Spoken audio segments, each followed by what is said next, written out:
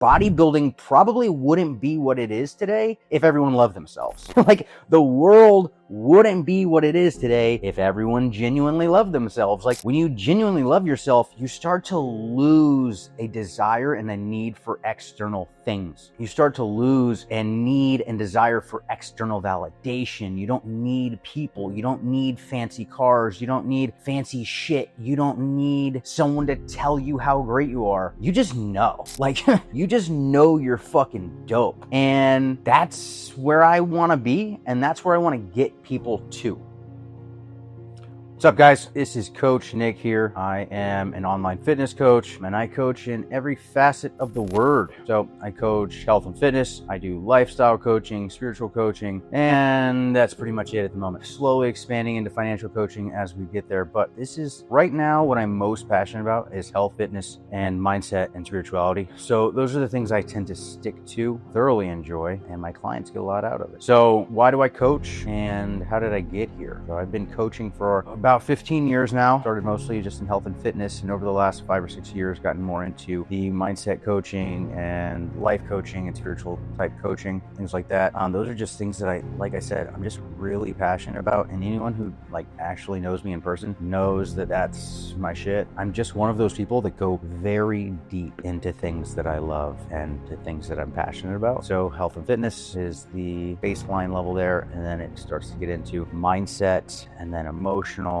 and then spiritual. I feel like that's just kind of how it kind of works. We all come into health and fitness because, honestly, most people come into it because we just want to look better. We just want to be healthier, and we want to be more attractive. We want to attract, the opposite sex, to get married and have kids and the whole shebang. And so, it starts there. And then what I've realized is I've been able to get a lot of people abs. I've been able to get a lot of girls fat, juicy asses. And what I realized is they're still not happy. If anything, it kind of becomes like an addiction, and which is not a bad thing if that's who you are and that's where you're at consciously, and that's fine for you, cool. But for me, I think it got to a point where I just realized, hey dude, I got into awesome shape and I still don't feel completely fulfilled. I'm happy, I'm grateful, but I don't feel completely fulfilled. And I think it's it's one of those things where then I started heading down a path toward more, realizing that there's more to life than just abs and booties. I know, very hard to admit and come to that conclusion, but it's true. As a coach, I see a lot of people struggling just to stay on their fitness journey. And so I realized that a lot of it came down to mindset and perspective, the current mindset that someone has during their fitness journey based upon old belief patterns. We call it in bodybuilding, you are your worst enemy, or body dysmorphia. And we kind of just accept that. And we just kind of laugh it off. Yeah, it's body dysmorphia. That's just part of it. I'm not a big fan of that. I just don't accept that. I'll be straight the fuck up with you right now. Dude, I fucking love my body. I love my physique. I love how I feel. I love how I look. I love everything about it. But not only that, I genuinely love the way I think. I love my thought process. I love how deep I go into the things I love and how passionate I get about the things that I love. I love how emotional I am and how I feel every ebb and flow of emotions because I allow them to come up and process through me, the amazing ones and the low, sad ones. I let it all come up and I feel it and I process it, and I love my spiritual journey. Sure, on all spectrums, could I be better? Could there be more? Could I push myself to be more in all of those facets? And yeah, sure, but I don't hate myself in the process and just blame it on I'm my worst critic and body dysmorphia or whatever the fuck term we just want to just label on shit, which really is just self-loathing and self-hatred that we just we just accept, which is fucking disgusting. But I will say a lot of bodybuilding probably wouldn't be what it is today if everyone loved themselves. The world wouldn't be what it is today if everyone genuinely loved themselves. When you genuinely love yourself, you start to lose a desire and a need for external things. You start to lose a need and desire for external validation. You don't need people. You don't need fancy cars. You don't need fancy shit. You don't need someone to tell you how great you are. You just know. You just know you're fucking dope. And that's where I want to be, and that's where I want want to get people to? So that's where it's like my coaching journey started out with health and fitness, and then started getting into more mindset and then getting people to start to view themselves from a better light, and then to, challenge their own emotional things that come up, their traumas, their childhood traumas, their past things, their past relationships. And we start to work on all that stuff and changing the old stories to be more conducive to who we want to be now in the present moment, because our old stories aren't true. That was just a perspective that we tied to because that was what we were told, or that's what we heard, or that's what we felt, and it just became part of our old identity. And it's like, is that conducive to who I want to become now and into the future? More than likely not. So it's like we have to go through, that's where it gets into the spiritual stuff, because then we go through these constant deaths and rebirths where it's like we look at old